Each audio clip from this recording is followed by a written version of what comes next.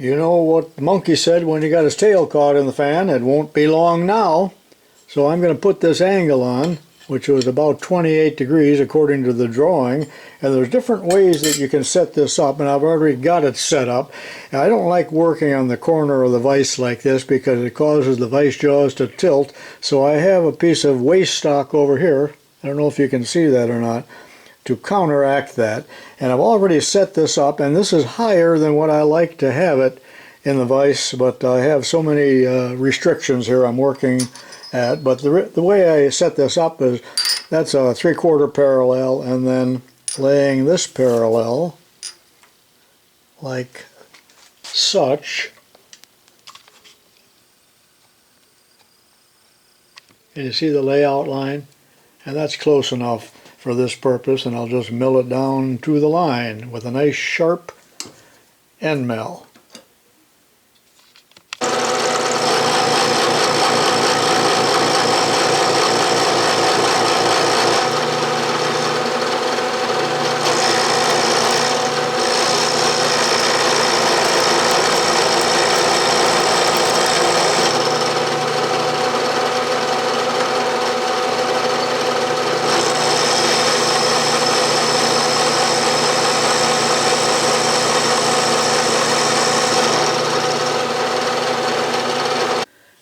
This will be the last pass. I'm not going to take it quite to the line, and I just put in a Niagara cutter brand new because I wasn't satisfied with the finish. Last pass.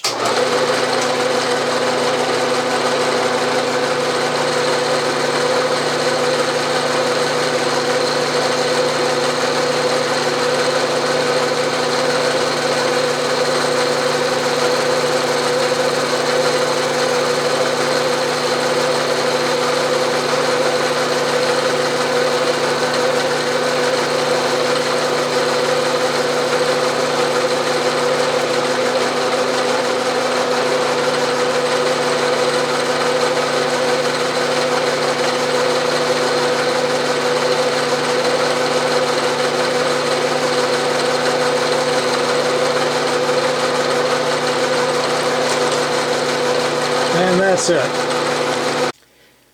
I'm back looking in the Brown & Sharpe catalog again, which I showed you much earlier in this video. But notice that one of their clamps is built like the Starrett without any slots in there. But the other clamp here is built much more like what I'm doing today with these slots. It would, however, be much easier to make this. This would be a 2-hour project as opposed to 2 days. Now, I'm not totally satisfied with the setup that I just used to mill this angle, and I'll tell you why. First of all, I got a very nice finish with that brand new Niagara cutter. Very nice. I didn't want this angle to go down much lower. I'm already entering the slot here. And the next thing I'm going to do is mill the top. But what I did not like about the setup that I just had is that, and in reviewing the video of that, and sometimes in retrospect when I look at my own videos I say, oh, why didn't I do it another way? But what I didn't like about that is that, first of all, there was too much of this sticking above the vise. Therefore, it lacked rigidity and was a bit precarious. But the other thing, if you look back in that last clip, I was holding it by this and literally pinching it, and could have distorted it or bent it permanently. However, I didn't. But if I had tightened the vise too tight, like possibly a high school student would do, because they don't have the experience and they don't know their own strength, because there's still a 12-year-old mind in a 16-year-old 225-pound body. They haven't found their strength yet, and they break things. Okay, enough of that. Boy, that was a tangent. Back to the Bridgeport. I'm going to mill this off. This is too high, so I'm going to take it off and clear down into here and take a light pass. Now, yes, that will throw off the dimension a little bit by a few thousandths, but I already did that here. Now before I do that, let me take you over to the belt sander and show you an optional way of doing this, since I didn't like that other setup. I'm not sure, but I think on the original prototype I did it this way. Bandsawed most of it off, and then with the miter gauge set on my 6-inch Rockwell Delta, simply sand that off. Now, is that as accurate? No, but does it matter here on the end? That's more or less for appearance anyway. Here's the setup for milling the top. Now notice I've got the work on a parallel, but not a very high one, because I don't want to squeeze that slot like I talked about in the last clip here. So that's why I got it down so low. And I'll start by milling this jaw down almost to the level of this. Now make sure you remove your hardened set screw, or set it down low enough to where you're not going to strike it and dull your cutter.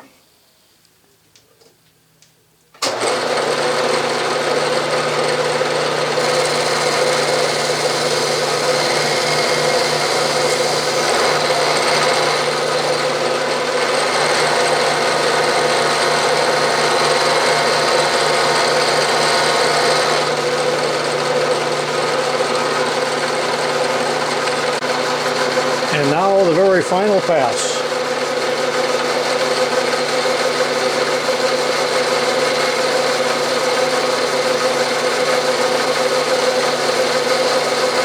Those of you that have a surface grinder would probably be grinding it.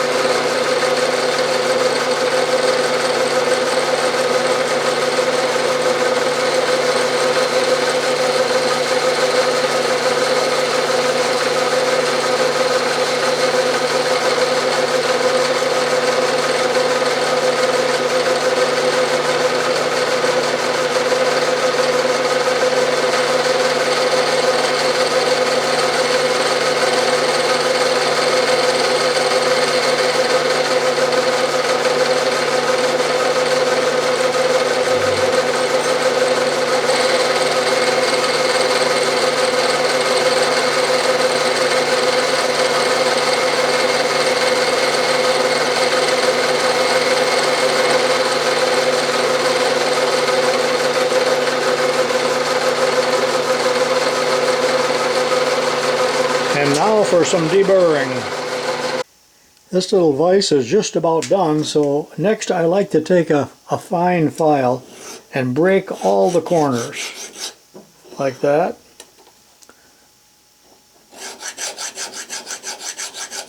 And yes, I run the file both ways, and break these corners too, so that your project is not lethal. And I won't show all of that. Then I'm going to take some emery cloth, not necessarily that piece, and although as sharp as that end mill is, or was, there's still some machining marks. So I'm going to do this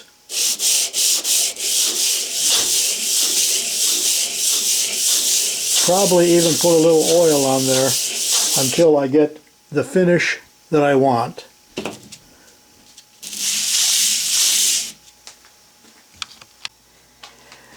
This type of finish work isn't as much work as what you might think, and that could be done on a belt sander, but you unless you are really good with a belt sander, or you got a nice flat platen on your belt sander, you can get all kinds of waviness and crazy things going on. And if you have a lot of material to remove, use several different grades. Start with a medium, and then a fine, and then a super fine, depending on how good a finish you want. And that's really very optional. Actually, the project is done. And there it is. And that's about as much polishing as I will give it. You can do more to yours if you want. In some places you can see this is still the rolled steel finish. But in the next and final video, I'm going to put some bluing on here. That is, I'm going to color it. That won't be much different than what I did on the Toolmaker's clamps. Now, if you've done everything correctly, there should be no binding and it should move smoothly. It shouldn't be tighter on one end than the other, and if it is, it's probably because you got a crooked hole here. Now after I blew it, again I will Loctite the handle in, Loctite that screw in, and if you've done everything correctly, that screw should be below the surface. You shouldn't, well, you'll feel it, but it won't interfere if you had this thing upside down. Hope you enjoyed this project, and make one yourself, and remember that this again is where you can get the blueprints from Thole, and also at the end of this video, which I believe will be number 8, I will again put the drawings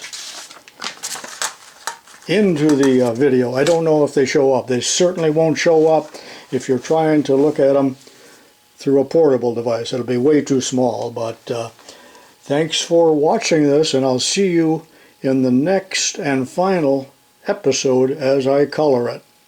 Hope you enjoyed this as much as I enjoyed making it.